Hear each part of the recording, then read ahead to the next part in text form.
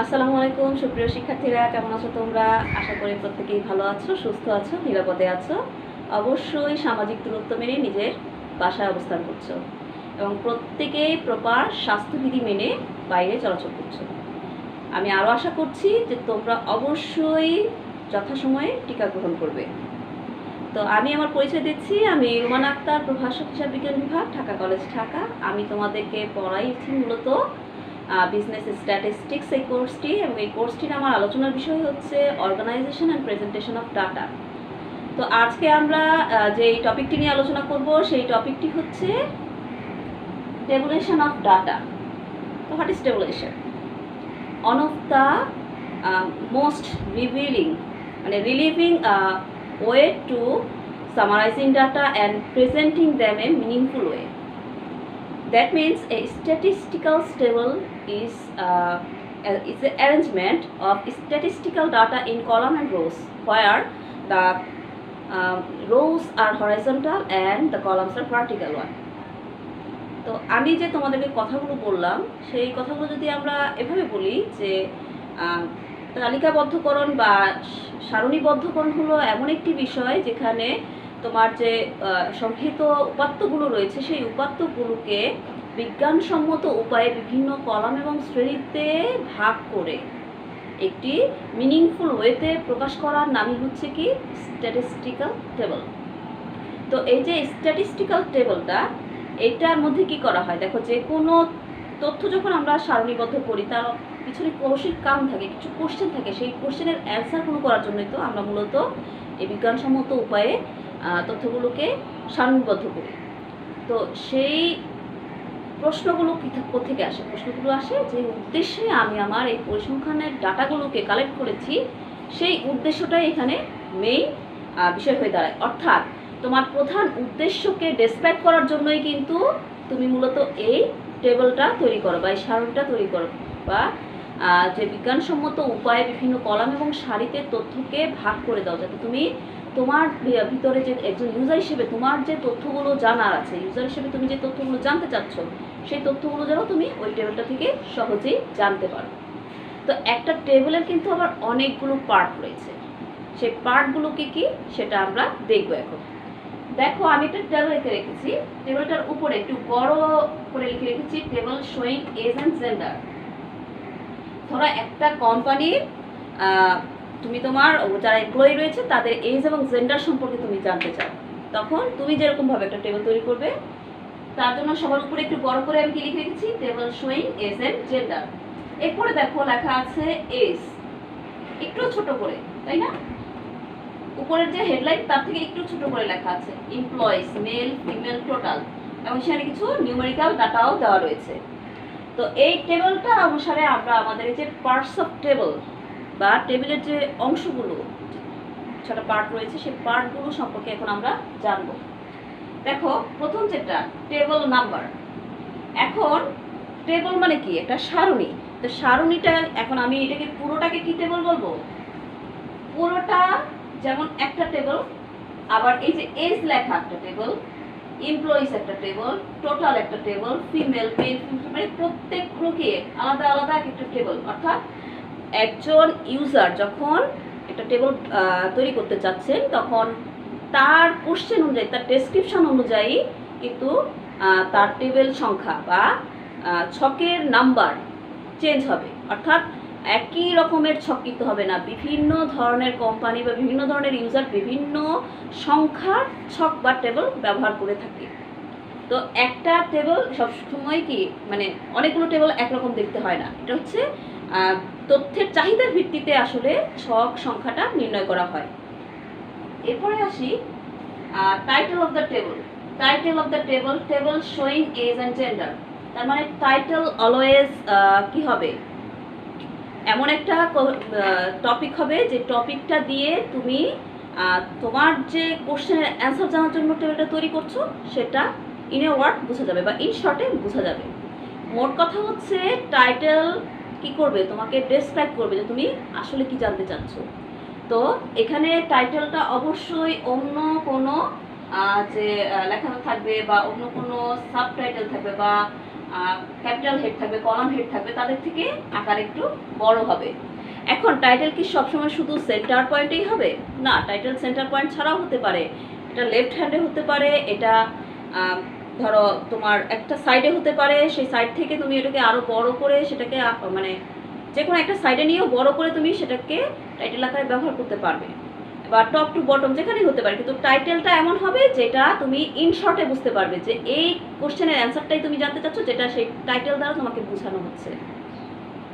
এরপরে আসি capital head.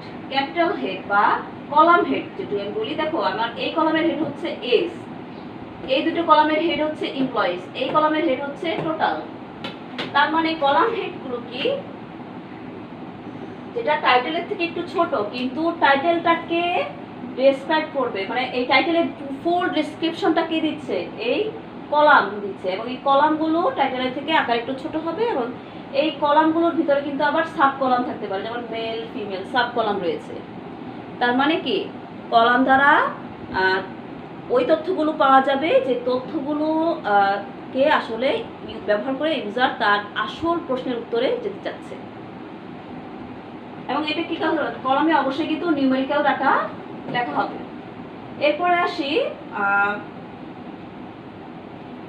Sub staff. Staff মানে কি? স্টাফ হচ্ছে সারি শিরোনাম।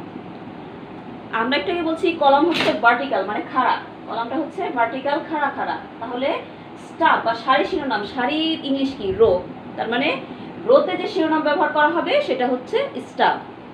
এবং এই কলাম শিরোনাম এবং রো শিরোনাম এগুলো এক সমান হতে পারে, কোনো সমস্যা নেই, এখানে টাইটেলের থেকে ছোট হলেই হবে।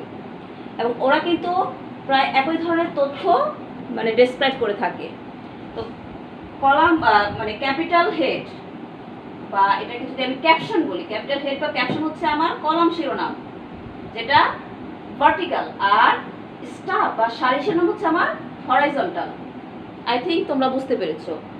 এরপরে আসি body of the table. Body of the table, always body of the table কি হবে?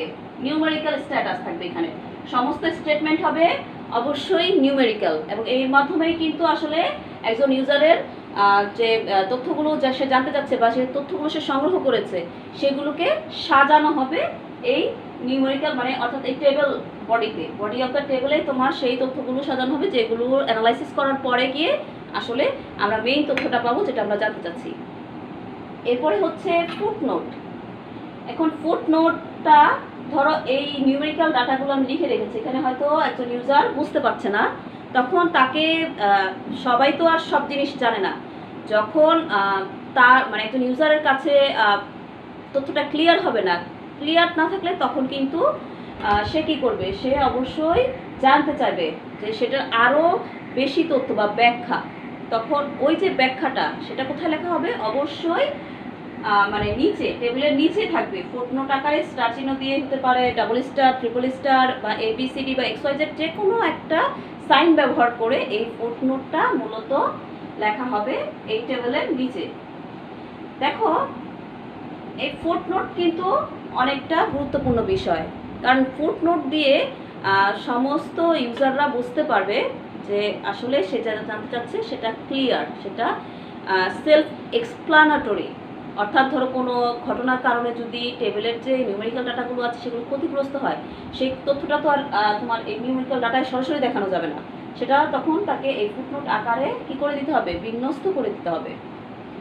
আরেকটা বিষয় তোমাদের আমি যেটা টাইটেল অফ দ্য টেবিলে বলিনি, সেটা হচ্ছে টাইটেল অফ দ্য টেবিলে একটা গুরুত্বপূর্ণ বিষয়, যে এই টাইটেল অফ দ্য টেবিল দিয়ে একটা জিনিস বোঝা যাবে, সেটা হচ্ছে যখন ইউজার মানে ওই টাইটেল অফ দ্য টেবিল থেকে জানতে চাইবে হোয়াট, হোয়ার, হোয়েন। হোয়াট মানে কি? হোয়াট যে ওইখানে কোন ধরনের তথ্য প্রিসাইজলি প্রেজেন্ট করা হয়েছে সেটা হচ্ছে হোয়াট। হোয়েন, হোয়েন হচ্ছে হোয়াটের পর হোয়ার মানে where the statistical data occurred, যেমন জিওলজিক্যাল হতে পারে, পলিটিক্যাল হতে পারে বা ফিজিক্যাল হতে পারে। মানে এই যে হোয়াটের পরে আসছে হোয়ার মানে কোথায় হয়েছে এই স্ট্যাটিস্টিক্যাল ডাটাটা, আর লাস্ট ওয়ান হচ্ছে হোয়েন মানে কোন টাইমে বা কোন পিরিয়ডে এই স্ট্যাটিস্টিক্যাল ডাটাটা অকার্ড হয়েছে। সেই তিনটা কোশ্চেনের অ্যান্সার জানতে হলে প্রথমেই যে জিনিসটার দিকে ইউজার তাকাবে সেটা হচ্ছে টেবিলের যে টাইটেলটা, সেই টাইটেলটার মধ্যে। এবং এই টাইটেলটাকে অবশ্যই কি হতে হবে, টাইটেলটাকে অবশ্যই ক্লিয়ার হতে হবে, ব্রিফ হতে হবে এবং সেলফ এক্সপ্লানেটরি হতে হবে, যাতে একজন ইউজার সহজেই বুঝতে পারে। এবং অবশ্যই টেবিলের ক্লিয়ারিটি কোনোভাবেই স্যাক্রিফাইস করা যাবে না ফর ইটস ব্রাইভিটি। আর একটা বিষয় সেটা হচ্ছে যে মানে সাধারণত আমরা যখন একটা টেবিল তৈরি করব অবশ্যই আমরা চেষ্টা করব যে আমাদের টাইটেলটা যেন সেন্টারেই থাকে। তাহলে কি হবে যে একজন ইউজার ন্যাচারালি যে বিষয়টা ঘটে যে সে ওখানে মানে একটা টেবিলের দিকে সরাসরি তাকায়, মানে একদম সেন্টারেই আগে তাকায়, সাইডে কিন্তু তাকায় না। তো তোমার যদি ফুল মানে স্পেস বেশি থাকে তুমি অবশ্যই চেষ্টা করবা তোমার টাইটেলটা যেন সেন্টারেই থাকে। তো এই ছিল আমার টেবুলেশন অফ ডাটা, যেখানে আমি আমার টেবুলেশনের পার্টগুলো নিয়ে আলোচনা করলাম। এখন লাস্ট টাইম হচ্ছে সোর্স নোট। সোর্স নোটটা হচ্ছে বিষয়টা এরকম, এটা সব টেবিলে লাগে না। ধরো অনেক ধরনের ডাটা আছে যেগুলো সেকেন্ডারি ডাটা, যে সেকেন্ডারি ডাটার ক্ষেত্রে একজন ইউজার জানতে চাইতেই পারে যে ডাটাগুলো আসলে সঠিক কিনা যেখান থেকে। তো তাদেরকে, সেই ইউজারদেরকে জানানোর জন্যই মূলত এই সোর্স নোট ব্যবহার করা হয়। যদি সেকেন্ডারি ডাটা কালেকশন করা হয় তাহলে যে পেজ নাম্বার থেকে বা যে বই থেকে বা যে পত্রিকার পাতা থেকে যে সংখ্যা থেকে ডাটাটা কালেক্ট করা হয়েছে সেই মানে সেই পত্রিকার নাম বা সেই বইয়ের নাম বা সেই পেজের নাম্বার ইত্যাদি মানে নোট আকারে লিখে দেওয়া, এটা হচ্ছে সোর্স নোট। তো এটা আবার সব মানে টেবিলের জন্য প্রয়োজনীয় না, এটা কিছু কিছু টেবিলের জন্য প্রয়োজনীয়। আর আমরা যখন ফুট নোট নিয়ে কাজ করবো এখানে অবশ্যই আমরা যে ধরনের কথাগুলো এই টেবিলের মধ্যে বলতে পারিনি সেটা ক্লিয়ার করে, ব্রিফলি ক্লিয়ার করে বুঝিয়ে দিব। তো এই ছিল টেবুলেশনের পার্টস অফ টেবল। এখন আমরা শিখবো types of table. Types of table হচ্ছে, দেখো আমি দুটো ভাগে ভাগ করেছি, এ আর বিতে। এতে আবার দুইটা পার্ট রয়েছে আমার। প্রথমে হচ্ছে সিম্পল টেবল, দ্বিতীয় হচ্ছে কমপ্লেক্স টেবল। তাহলে what is simple table? Simple table হচ্ছে যে টেবলটাতে ওয়ান ক্যারেক্টার ইজ শোন, অর্থাৎ যেখানে একটা মানে বৈশিষ্ট্য নিয়ে আমরা কাজ করব, এক জাতীয় তথ্য নিয়ে আমরা কাজ করব। তোমরা যদি একটু তাকাও বোর্ডের দিকে, দেখো আমি লিখে রেখেছি number of employees according to age, মানে আমার এখানে একটাই ক্যারেক্টারিস্টিক্স এজ। এই এজটাকে নিয়েই আমি আমার টেবিলটাকে সাজিয়েছি যে আমার এমপ্লয়িজ, এই এজ অনুসারে আমার এমপ্লয়ির সংখ্যা কখন কত হয়েছে সেটা জানার জন্যই কিন্তু আমার এই সিম্পল টেবিলটা তৈরি করা হয়েছে। Simple table means one way table, অর্থাৎ এখানে আমার একটা ক্যারেক্টারিস্টিক্স নিয়ে আমি কাজটা করব। যেমন দেখো আমি এজের ভেরিয়েশন দিয়েছি বিলো 25, 25 থেকে 35, 35 থেকে 45, 45 থেকে 55 আর 55 অ্যাবাভ। তাহলে এখানে আমার এমপ্লয়ির সংখ্যা কিন্তু দেখা গেছে কি বিলো 25 এ আছে 50, আর 25 থেকে 35 পর্যন্ত 67, 35 থেকে 45 পর্যন্ত 43, 45 থেকে 55 পর্যন্ত 15 এবং অ্যাবাভ 55 হচ্ছে 5। এখন এখানে আর কোনো ধরনের কোনো জটিলতা নেই, কোনো ধরনের তথ্য জানতে চাওয়া হয়নি, শুধুমাত্র বলা হয়েছে number of employees according to age, অর্থাৎ একটা ক্যারেক্টারিস্টিক্স নেই। এখন এই যে আমি যদি এটাকে বলে দেই যে এজ অ্যান্ড জেন্ডার, যদি আমার ক্যারেক্টারিস্টিক্সটা হয়ে যায় এজ অ্যান্ড জেন্ডার, তাহলে এটা কত হয়ে গেল? এখানে একের অধিক, অর্থাৎ আমার এখানে দুটো ক্যারেক্টারিস্টিক্স চলে আসলো। তার মানে এটা তখন আর সিম্পল রইল না, তখন এটা হয়ে যাচ্ছে কি কমপ্লেক্স টেবিল। কমপ্লেক্স টেবিলটা কি তাহলে মোর দেন ওয়ান মানে characteristics in shown in a table, it is called কি কমপ্লেক্স টেবিল। তাহলে আমরা উদাহরণের মাধ্যমে বুঝি। আমি কি বলছি এখন, এতক্ষণ ছিল এটা অ্যাকর্ডিং টু এজ, কিন্তু এখন আমরা এটা করবো কি অ্যাকর্ডিং টু এজ এর জেন্ডার। তাহলে এটাকে আমরা একটু বাড়াই, যেহেতু আমার এজ এন্ড জেন্ডার,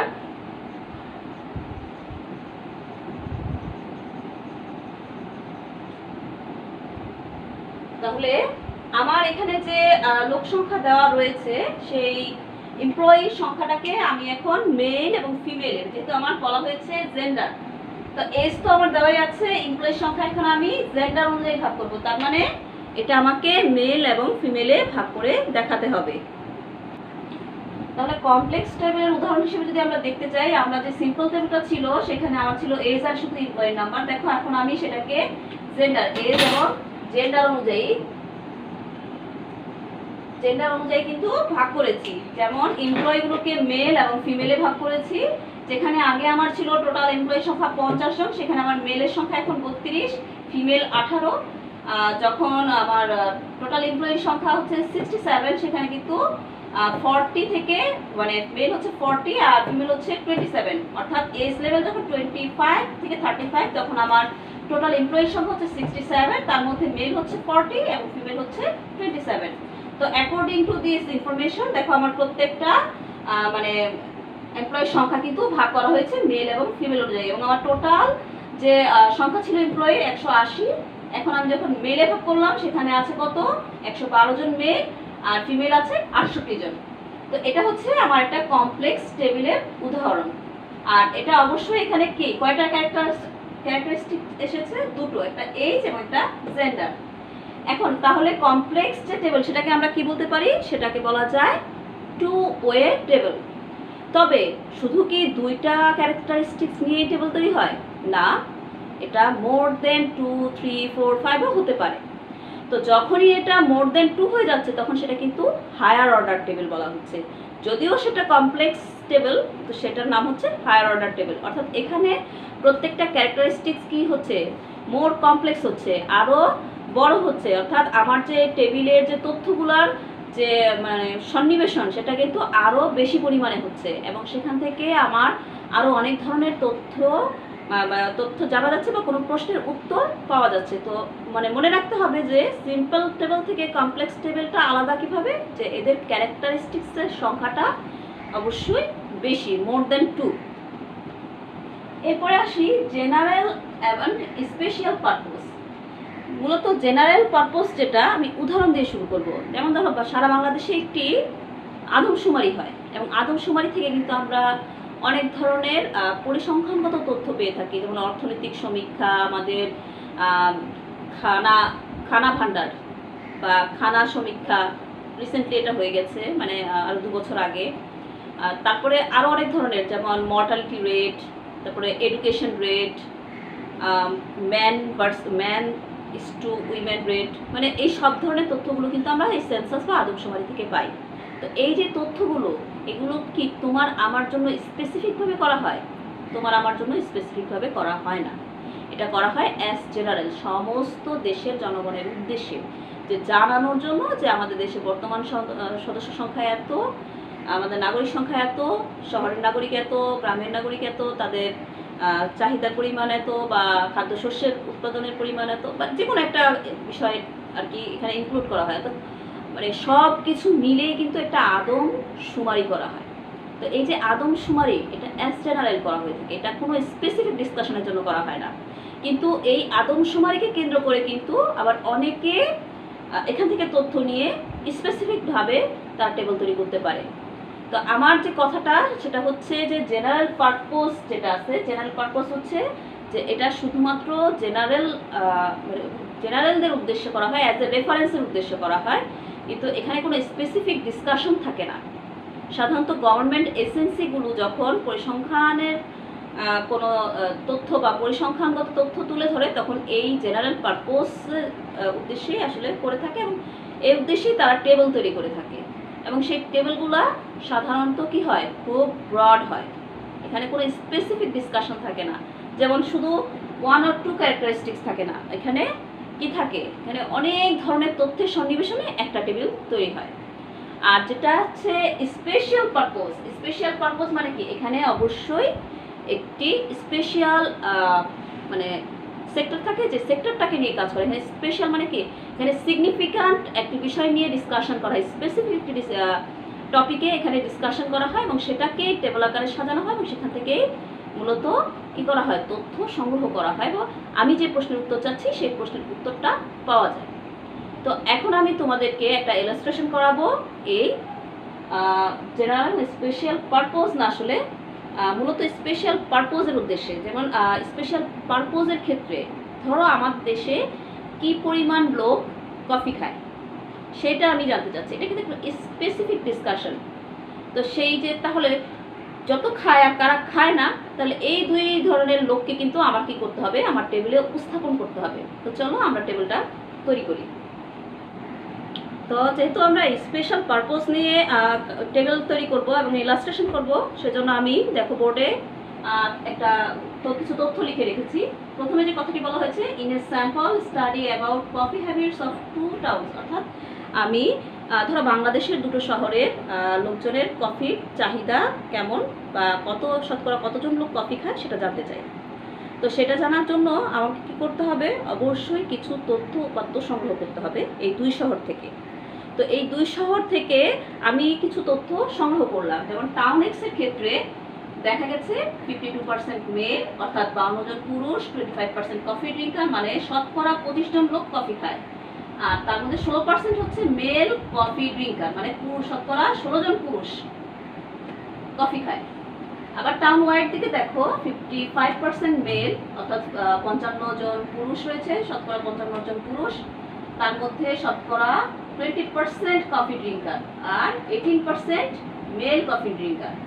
তো এই যে তথ্যগুলো আমি পেলাম, এখানে একটা শহরে তো শুধু মেল থাকে না, ফিমেলও থাকে, তাই না?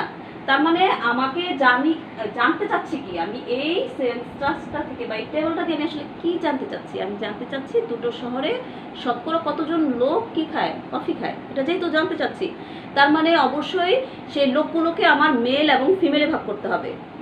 এবং আমি এখানে যে নিউমেরিক্যাল ডাটাটা প্রেজেন্ট করব সেটা কিসের ভিত্তিতে? অ্যাট্রিবিউটের ভিত্তিতে। কিভাবে? দেখো, যেটা কফি ড্রিঙ্কার এবং নন কফি ড্রিঙ্কার, মানে আমাকে 2 ধরনের লোকের সংখ্যা বের করতে হবে।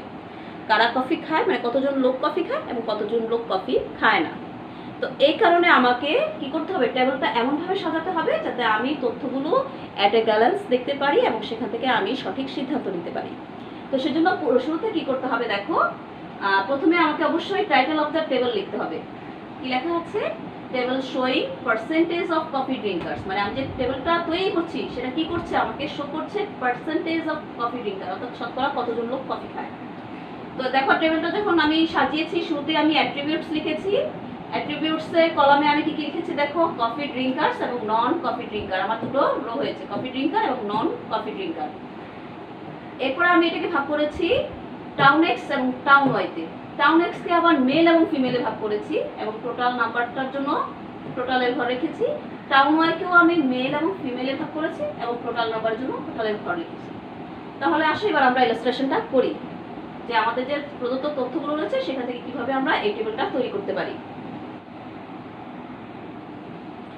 টাউন এক্সে দেওয়া আছে 52% মেল, অর্থাৎ আমার এখানে শতকরা 52 জন পুরুষ। তাহলে একটা শহরে অবশ্যই নারী এবং পুরুষ 2 ধরনের লোকই বসবাস করে।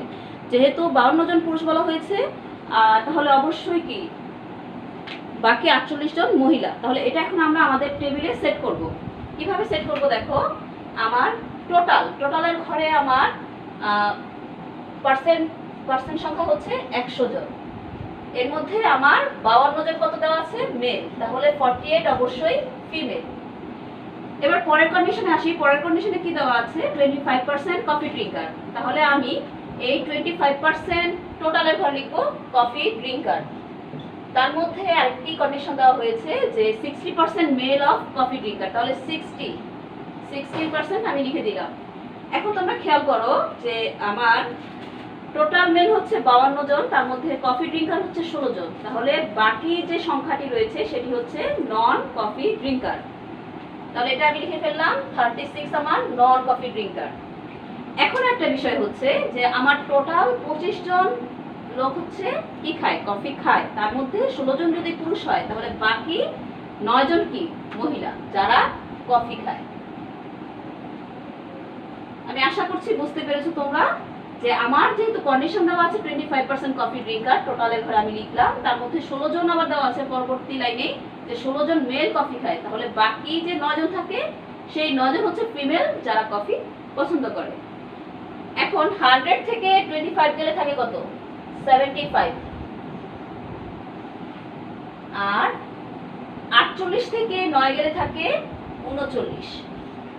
দেখো, তোমরা যদি খেয়াল করে দেখো তাহলে লেখা যাবে কি যে আমার টাউন এক্সের যে কতজন লোক কফি খায় তার মধ্যে পুরুষ কতজন, মহিলা কতজন, এবং কতজন লোক কফি খায় না তার মধ্যে পুরুষ কতজন, মহিলা কতজন, সেটা সম্পর্কে কিন্তু আমরা একটা ক্লিয়ার ধারণা পেয়ে যাচ্ছি। এবার আসি আমরা টাউন ওয়াইতে যাব। টাউন ওয়াইতে দেখো কি অবস্থায় আছি আমরা। এখানে বলা হয়েছে যে 55% male, 28% coffee drinker, 18% male coffee drinker. অর্থাৎ আমি যদি এটাকে সাজাতে চাই তাহলে এভাবে সাজাতে পারি যে আমার 55% মেল, তাই না? তাহলে আমি মেলের ঘরে লিখলাম 55, আর অবশ্যই টোটালের ঘরে লিখবো আমি 100। তাহলে 55 থেকে এটা থাকে কত, 45। এরপরে আসি, যেহেতু আমার কত পার্সেন্ট লোক, 18% লোক এখানে কফি খায়, আর টোটাল 28 জন লোক হচ্ছে আমার কফি খায়। তাহলে 28 থেকে যদি আমি 18 জন বাদ দিই থাকলো 10 জন। তাহলে এখানে থাকবে 35, আর এখানে থাকতেছে কত আমার 5 থেকে 8 গেলে থাকলো 15 থেকে 8 গেলে থাকলো 7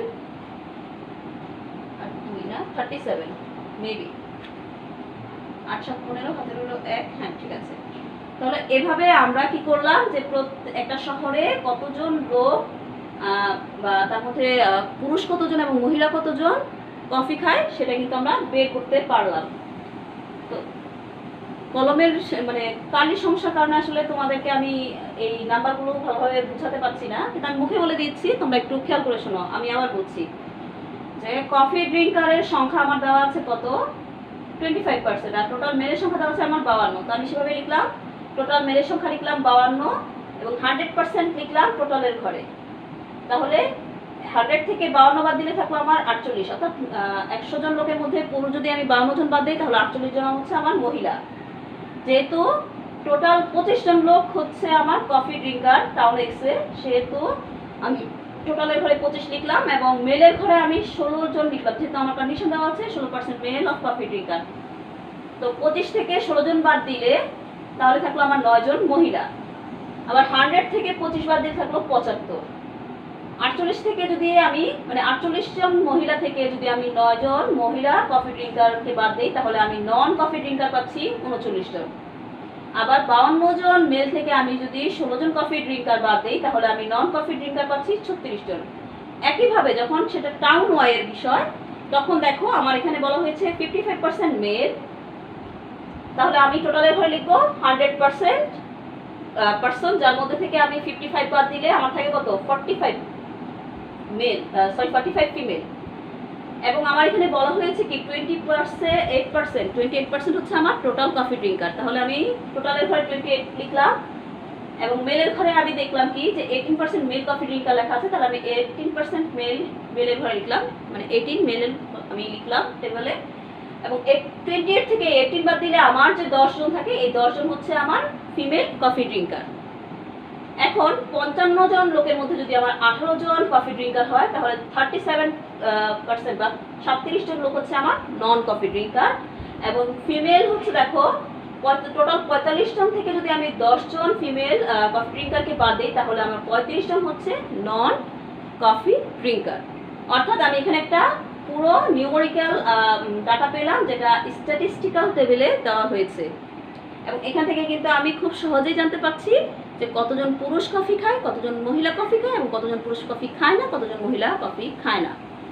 এটা থেকে কিন্তু আমি একটা সিদ্ধান্ত নিতে পারবো যে ওই অঞ্চলে কি পরিমাণ কফি দরকার হতে পারে। তো বিভিন্ন জন বিভিন্ন উদ্দেশ্যে এক একটা টেবিল তৈরি করে থাকে। তো সেই চাহিদা অনুযায়ী কিন্তু টেবিলের ছকের সংখ্যা বাড়ে কমে এবং কলাম রো সংখ্যাও বাড়ে কমে। তো আমি আশা করব আমার আজকের ক্লাসটা তোমরা বুঝতে পেরেছো। নেক্সট ক্লাস পর্যন্ত তোমরা প্রত্যেকে ভালো থাকো, সুস্থ থাকো।